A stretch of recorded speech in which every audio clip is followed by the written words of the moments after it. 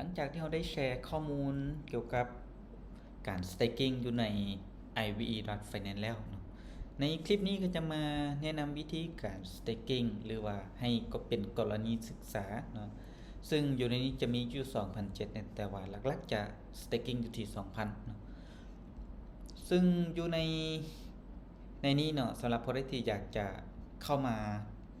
เพื่อ swap ก็มีแต่ล็อกอินแล้วก็มา swap อยู่บนนี้นะปัจจุบันมูลค่าของมันก็จะเท่านี้นะ1 USDT เท่ากับ 20,000 IVE นะแสดงว่าคันเราเอาตัวนี้มาหารเนาะให้ตัวนี้มันก็จะถึกเป็นมูลค่าของมันมาปัจจุบันนี้ IVE นี่มีราคา 0. จุดเท่าใดนะกรณีที่ต้องการอยากเอา IVE มา swap ก็ได้นะ swap ซึ่งตัวอย่างว่าเรามี IVE เท่านี้เนาะเราก็ swap ออกมาอันนี้ก็ขึ้นกับจุดประสงค์ของเราเนาะแต่ในคลิปนี้ก็จะมา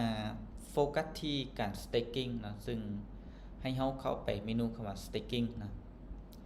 จากนั้นให้ทุกคนเลื่อนลงมาเนาะมันจะมีอยู่เกินมา 4-5 แพ็กเกจ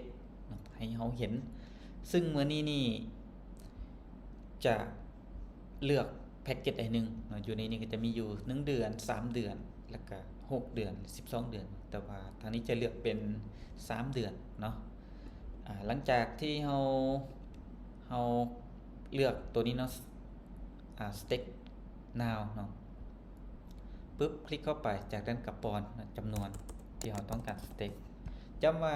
เงินที่เราจะ stake ต้องเป็น USDT เนาะมันก็จะมีการคำนวณเลยว่าใน3 เดือนนี้เนาะมูลค่าเท่านี้จะได้ IVE เท่านี้เนาะ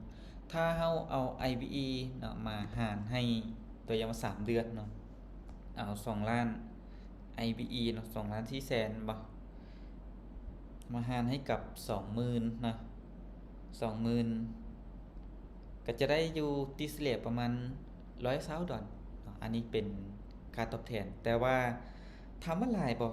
อยู่ในนี้ก็บ่ได้ถือว่าหลายเนาะในมูลค่าของ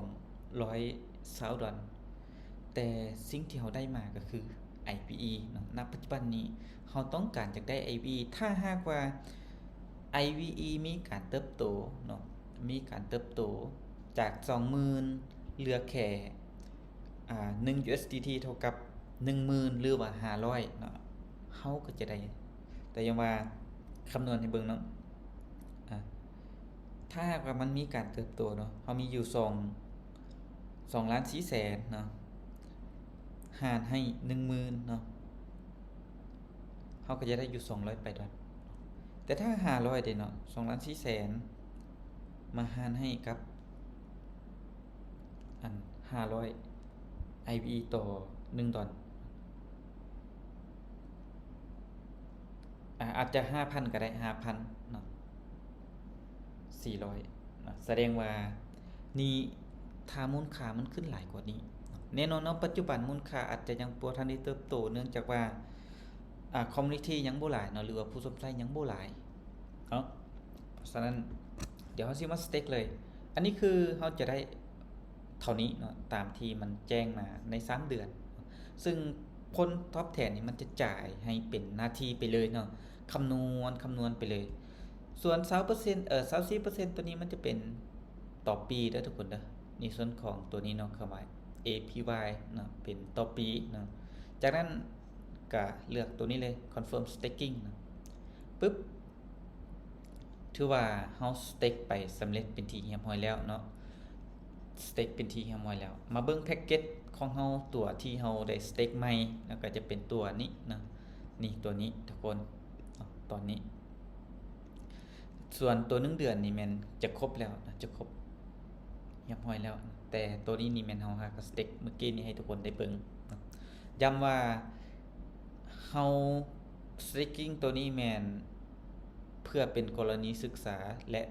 เป็นแนวทางเนาะการลงทุนมีความเสี่ยงสำหรับผู้ใดที่อยากจะลงทุนควรที่เกินว่าลงทุนอยู่ในความเหมาะสมหรือตัวเองยอมรับความเสี่ยงได้เนาะสำหรับค่อยยอมรับความเสี่ยงเท่านี้ค่อยกระลงเท่านี้เนาะสิ่งที่ค่อยหาได้และค่อยเอามาลงทุนเพื่อเก็บระยะยาวผู้ใดที่มีคำถามหรือมี ตัวใดที่ยังบ่ชัดเจนก็สามารถที่จะคอนแทคหาส่วนตัว